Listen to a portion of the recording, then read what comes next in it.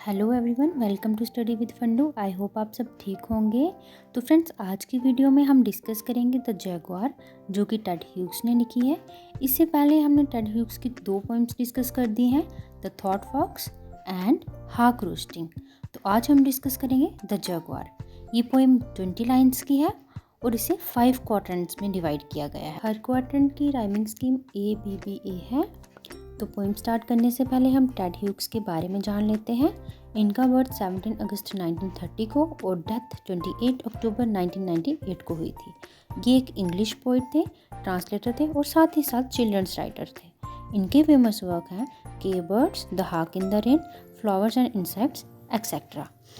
तो इस पोइम में पोइट बता रहे हैं कि कैसे जू में जानवर उदास हैं, थके हुए हैं और इनएक्टिव हैं, लेकिन सिर्फ जैगुआर है जो एक्टिव है। लोग जैगुआर के पिंजरे के बाहर खड़े होकर उसे शौक से देख रहे हैं। इस पोइम में टेड ह्यूग्स ने बहुत अच्छे मैसेज देने की कोशिश की है। आई होप आपको ये पोइम अच्छी लगेगी। तो अब हम इस पोइम को लाइन बाय लाइन एक्सप्लेन करते हैं इजी लैंग्वेज में। The apes yawn and adore their fleas in the sun. Apes कहते हैं बंदर को, जो कि धूप में बैठकर उबासी ले रहे हैं, और उनकी बॉडी में कीड़े हैं जो कि वो खाली समय में निकाल रहे हैं। तो इस लाइन का मतलब ये होता है कि बंदर उबासी ले रहे हैं, वो थके हुए हैं, खाली समय में बैठ के कीड़े निकाल रहे हैं अपनी बॉडी से। ठीक है। The parrots shriek as if they were on fire. और तोते इस तरह चिल्ला रहे हैं जैसे कि वो आग पर बैठे हों, यानी वो बहुत ज़्यादा शोर मचा रहे हैं। Or strut like cheap tarts, या ऐसे अकड़ कर चल रहे हैं जैसे कि कोई प्रोस्टिट्यूट हो। To attract the stroller with the nut. और ऐसा वो इसलिए करते हैं ताकि वो लोगों को अपनी तरफ अट्रैक्ट कर सकें जिन लोगों के पास नट हैं।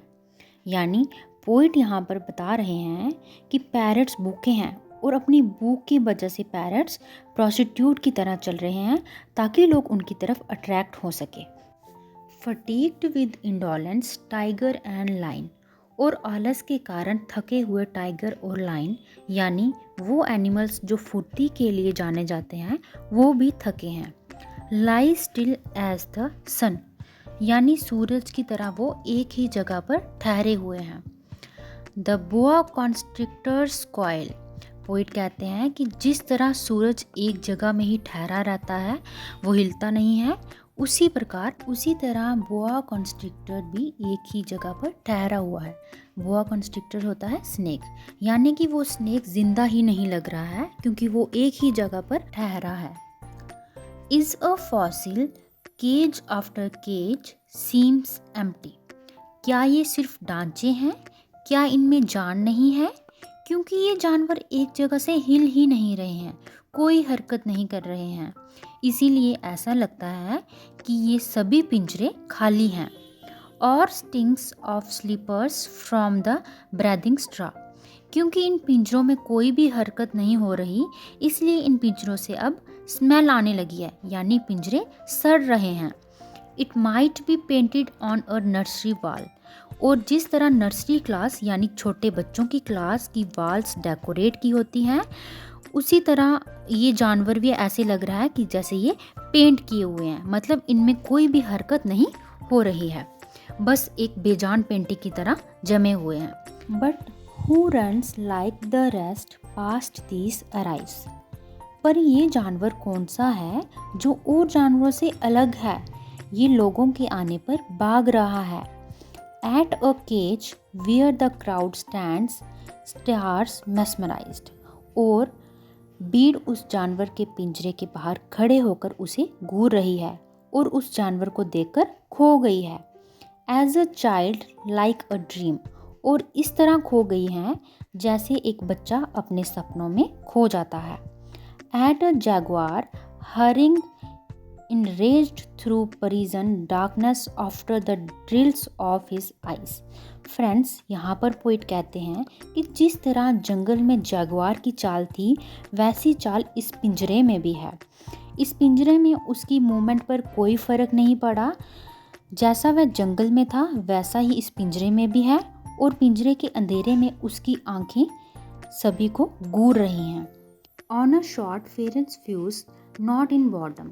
यानी जैगुआर बाकी जानवर की तरह लोगों को बोर होकर नहीं देख रहा, सभी को गुस्से से देख रहा है, गुस्से से घूर रहा है। The eye satisfied to be blind in fire, और उसकी आंखें ऐसे गुस्से से चमक रही हैं जैसे वो अंधेरे में आग की तरह हो। उसकी आंखों में उसका गुस्सा नज़र आ रहा है, जो पिंजरे के अंधेरे में आग की तरह और ज़्यादा चमक रही हैं।